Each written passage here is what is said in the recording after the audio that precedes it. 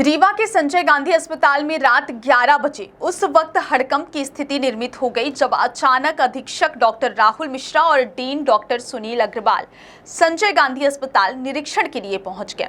किसी भी कर्मचारी और डॉक्टर को उनके पहुंचने की जानकारी नहीं थी। सभी हर दिन की तरह ही काम कर रहे थे।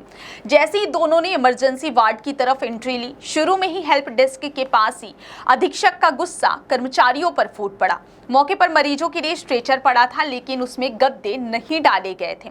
गद्दे कमरे के अंदर रखे थे। इस पर अधीक्षक ने कड़ी फटकार लगाई। तब जा कर्मचारियों को होश आया।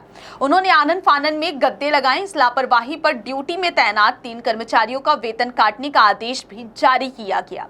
इसके बाद वह सीधे इमरजेंसी वार्ड पहुंचे। सर्जरी और मेडिसिन विभाग का भी निरीक्षण किया गया। यहाँ नर्सों और ड्यूटी पर मौजूद डॉक्टरों की जानकारी ली। दवाइयों का स्टॉक 1 महीने का रखने का नर्सों को निर्देश दिया। इसके अलावा पीजी छात्रों से भी उनकी जरूरतों की जानकारी ली गई।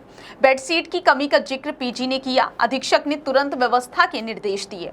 इसके बाद डीन और अधीक्षक सीधे सोनोग्राफी कक्ष पहुंचे। यहां निरीक्षण किया। यहां रात में भी सोनोग्राफी सुविधा चालू हालत में मिली।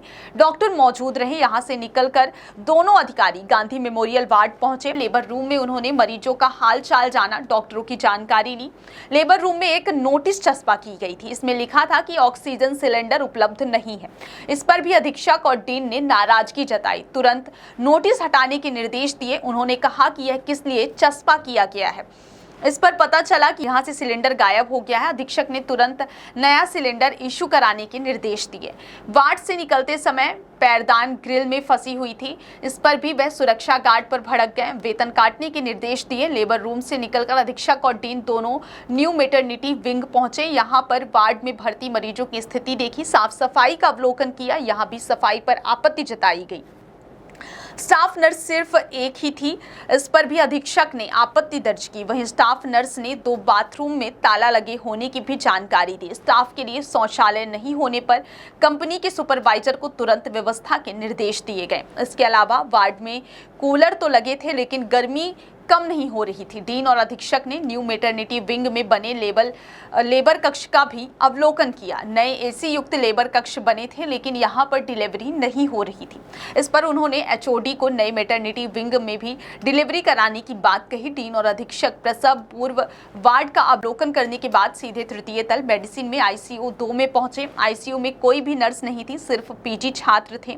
वार्ड में गंदगी का आलम था। एक मरीज से डीन से व्यवस्थाओं और सुविधाओं की जानकारी ली तो उसने बताया कि आईसीयू में कॉकरोच, मच्छर और मक्खी है, गंदगी बहुत है।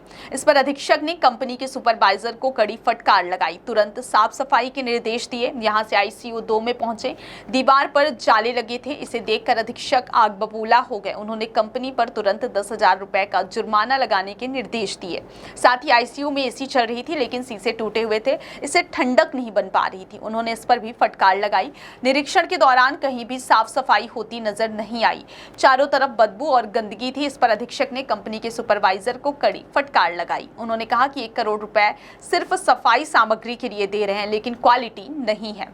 फिनाइल 3rd क्वालिटी का है। फिनाइल से पोंछा लगाने के लिए कहा गया। जगह जगह पर दीवारों पर फीक दिखा। इसे साफ करने के भी निर्देश दिए गए। अधीक्षक और डीन के निरीक्षण से पूरे अस्पताल में हड़कंप की स्थिति मची रही। अधीक्षक और डीन ने मेडिसिन जनरल वार्ड का भी अवलोकन किया। बहुत बहुत धन्यवाद। मेरा नाम स्वाति और आप देखते रहिए विंध्या टाइम्स।